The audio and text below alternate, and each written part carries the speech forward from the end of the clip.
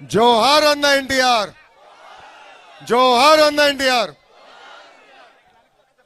వేదిక మీద ఉన్న పెద్దలు, నేనెప్పుడు నా మెంటర్గా భావిస్తున్న గౌరవ కేంద్ర మంత్రి కుమారస్వామి గారికి, అదేవిధంగా వేదిక మీద ఉన్న ఇతర పెద్దలు మహారథులందరికీ నా హృదయపూర్వక నమస్కారాలు. ఈరోజు నేను ఇక్కడికి ఎందుకు వచ్చానంటే మీ రుణం తీర్చుకున్నాక వచ్చాను. ఎందుకంటే ఆనాడు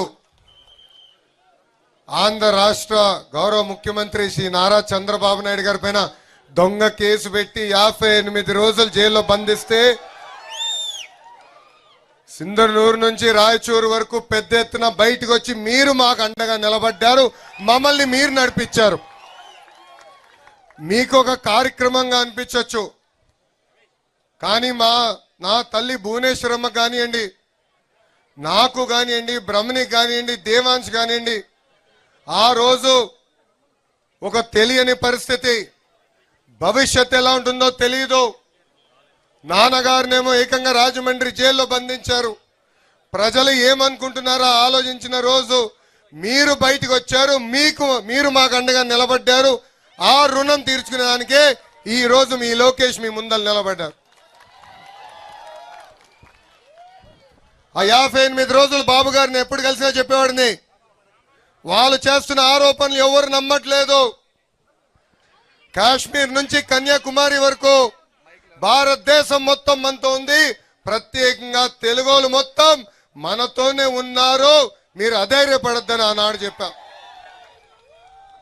కేసులు పెట్టినా ఇబ్బంది పెట్టినా అనుకున్న దానికోసం మనం అహర్నిశలు పోరాడతాం. విశ్వవిఖ్యాత నట సార్వభౌమ స్వర్గశ్రీ నందమూరి తారక రామారావు గారు ఏ ముహూర్తంలో పార్టీ స్థాపించారో తెలియదు, కానీ ఆయన పునాది ఎవరు కదిలించలేరు. 1984 నుంచి వలసలుగా మీరు ఇక్కడికి వచ్చారు. పుట్టింది ఆంధ్ర రాష్ట్రం అయినా కర్ణాటక మనం సొంతంగా భావించేవారు. ఒక మాటలో చెప్పాలంటే ఇక్కడ మీ అందరికీ కర్ణాటక సొంత తల్లి లాంటిది. అద్భుతంగా చూసుకున్నారు. మన నినాదం ఒకటే, తెలుగోలు ఎక్కడున్నా చల్లగా హాయిగా ఉండాలి, వాళ్ళకి అండగా నిలబడుతుంది ఆ పసుపు జెండా తెలుగుదేశం పార్టీ. ఇక్కడ మీ అందరు తెలుసు, దేవేగౌడ గారి దగ్గర నుంచి కుమారస్వామి వరకు మా కుటుంబానికి వాళ్ళ కుటుంబానికి ఎంత అనుబంధం ఉందో. ఆనాడు యునైటెడ్ ఫ్రంట్ గౌరవ ముఖ్యమంత్రి చంద్రబాబు నాయుడు గారు ఉంటే భారతదేశ ప్రధానమంత్రిగా దేవేగౌడ గారు ఆనాడు ఉన్నారు.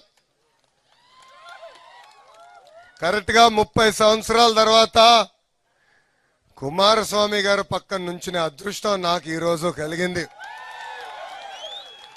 ఇక్కడ ఉన్న ఆంధ్రులందరూ ఒక విషయం గుర్తుపెట్టుకోండి, ఆనాడు విశాఖ ఉక్కు ఆంధ్రుల హక్కు అని పోరాడాం.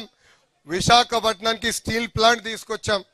గత పాలకుల వల్ల విశాఖ ఉక్కు అనేక ఇబ్బందులు పడింది, మూతపడే పరిస్థితి వచ్చింది.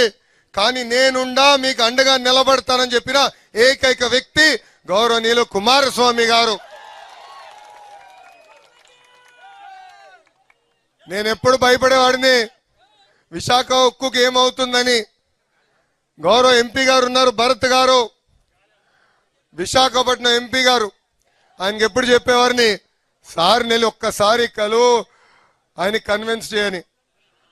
ఒక 10 సార్లు కలిసిన తర్వాత గురువు గారే నాకు ఫోన్ చేసి, బ్రదర్ ఎందుకు కంగారు పడుతున్నావు, విశాఖ ఉక్కుని కాపాడే బాధ్యత నేను తీసుకుంటానని చెప్పిన గొప్ప వ్యక్తి కుమారస్వామి గారు. అది ఒకటే కాదు, రెండోది ఆర్సిలర్ మిత్తల్ స్టీల్ ప్లాంట్, భారతదేశంలోని అతి పెద్ద గ్రీన్ స్టీల్ ప్లాంట్ ఈరోజు అనకాపల్లికి వచ్చిందంటే దానికి కారణం కూడా కుమారస్వామి గారు. అందుకే ఈ సభాముఖంగా ఇంకో విషయం చెప్పాలనుకున్నా, సార్ మేము మీకు రుణపడి ఉన్నాం. People of Andhra Pradesh oh you a lot. So we look forward to working with you. We look forward to taking our two great states together forward and develop it, and not only make India proud, but in the process, make Karnataka and Andhra Pradesh proud, sir. Thank you very much for your support. You've always stood by me personally, and you are a great mentor to all of us. ఇంత అద్భుతంగా మనకి అండగా నిలబడిన కుమారస్వామి గారికి హృదయపూర్వక ధన్యవాదాలు తెలుపుకుంటూ, నాకు ఇంత అద్భుతమైన అవకాశం ఇచ్చిన మీ అందరికీ పేరు పేరున నా హృదయపూర్వక ధన్యవాదాలు తెలుపుకుంటూ మీ అందరి దగ్గర నుంచి సెలవు తీసుకుంటున్నా. కుమారస్వామి గారి నాయకత్వం, కుమారస్వామి గారి నాయకత్వం, చంద్రబాబు నాయుడు గారి నాయకత్వం, చంద్రబాబు నాయుడు గారి నాయకత్వం.